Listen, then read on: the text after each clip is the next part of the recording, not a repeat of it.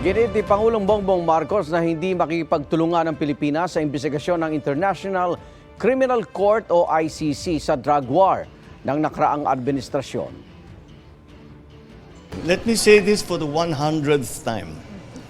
I do not recognize the jurisdiction of ICC in the Philippines. I consider it as a threat to our sovereignty. Therefore, the Philippine government will not lift a finger to help any investigation that the ICC conducts. Payagan ng Pangulo kasunod ng panawagan ni dating PNP Chief at ngayon Senador Ronald Bato de la Rosa sa kanya na aminin kung totoo ang sinabi ni dating Senador Antonio Trillanes IV na nakapasok na ang ICC sa Pilipinas. Kasama rin umano sa inimbestigahan si Vice President Sara Duterte dahil pinayagan umano niya ang tokhang operation sa pamamagitan ng Davao Death Squad noong alkalde pa siya ng Davao City.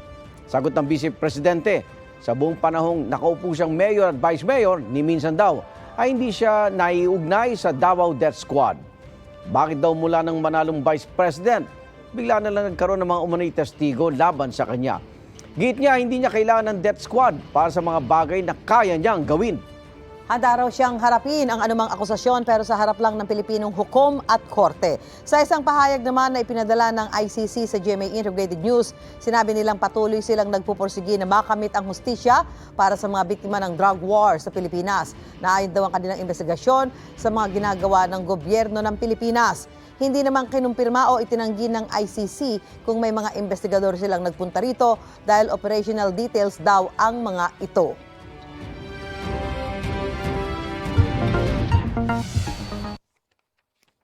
Igan, mauna ka sa mga balita. Mag-subscribe sa GMA Integrated News sa YouTube. Sa mga kapuso abroad, subaybayan nyo kami sa GMA Pinoy TV at sa www.gmanews.tv.